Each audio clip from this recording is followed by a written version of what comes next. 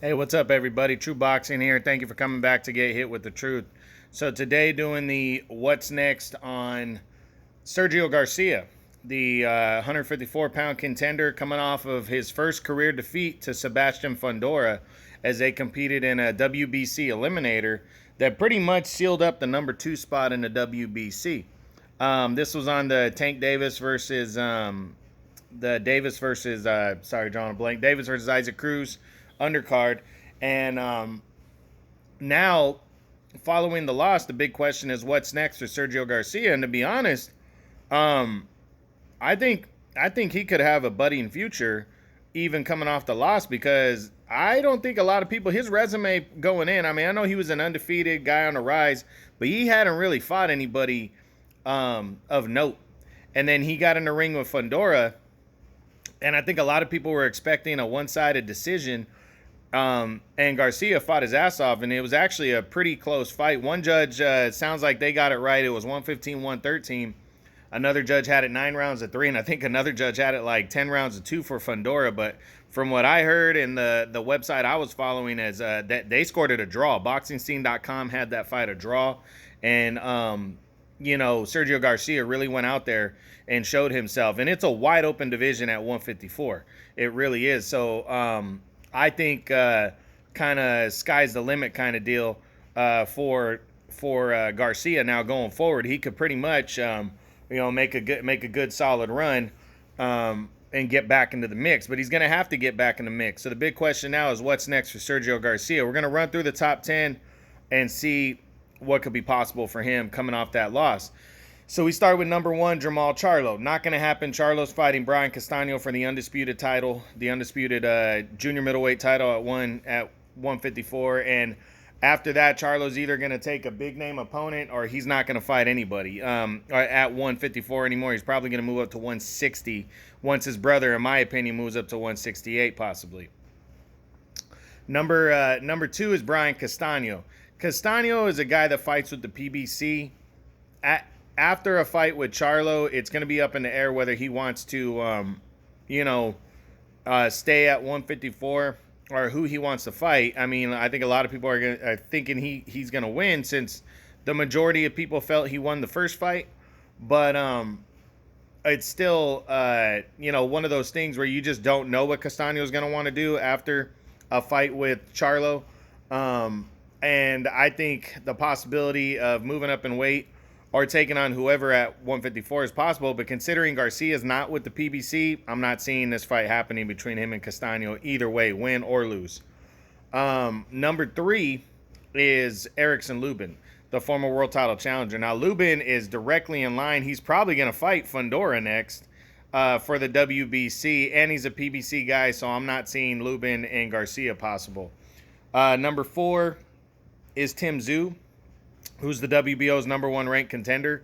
The only way I could see this fight happening is if the WBO gave him a very good ranking. The winner of Charlo and Castano decides to vacate the belt, and then possibly Garcia gets a crack at Tim Tszyu for the vacant title. But I'm leaning towards the less likely on all those things to happen.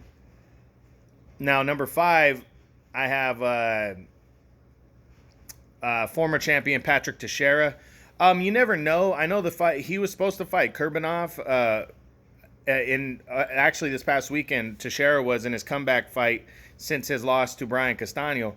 But considering these guys, I'm pretty sure they're both a Golden Boy.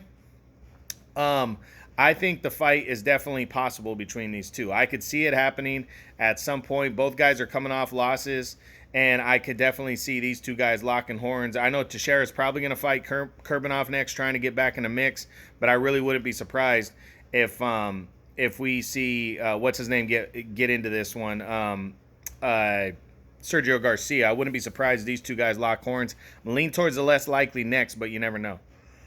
Number 6 is former world title challenger Terrell Gausha. I don't think Gausha is going to get, this is PBC against Golden Boy right here. I don't see this being an option right here, so I'm going to say no. Number 7 is Sebastian Fundora, who, which would be a rematch. I'm pretty sure Fundora is going to get a crack at Erickson Lubin, to determine either an interim champion in a WBC or to determine the #1 contender for the winner of Charlo Castano or for the vacant WBC title. I think they're going to let Charlo Castano pop off in February, and then we're gonna get an order from the WBC on what's going to go down for their title after that. They're going to see what Charlo wants to do and go from there. But I really believe we're going to see Fundora and Erickson Lubin battling for the vacant title, an interim title of that sort. So I don't think Fundora and Garcia has any chance of a rematch happening. Murgamov, Kurbamov, or whatever his name is, he's supposed to fight Patrick Teixeira next. An illness held him out of the ring. Now it looks like they're probably still going to fight later in the year, so we'll see. I think he was number 8. Number 9 is Liam Smith of the United Kingdom. Smith looks like, I believe Liam Smith's going to be fighting Jesse Vargas next, who's returning off of a nearly 2-year layoff. I think that fight's being planned for January, which would be a good one. So I'm hoping that fight does indeed pop off between them. After that, Liam Smith, we'll see where he's at. If he wins, we'll see if he's moving back into the mix after that. And if a fight with Garcia could be possible. You never know. These two guys could be locking horns for something more. They could be fighting for a vacant belt or putting themselves in positioning in some kind of a final eliminator. And then Garcia is number 10 for me. So for Sergio Garcia, I'm leaning towards he's probably going to be coming back just taking a tune-up bout. But he fought his ass off against a very good fighter in Sebastian Fundora, and I really wouldn't be surprised what he can do going forward because he kind of put himself on everybody's lips that he's legit, and that's a good thing. So we'll see what happens. That's what's next on Sergio Garcia, the junior middleweight contender. I hope you guys enjoyed this. True Boxing. You've been hit with the truth.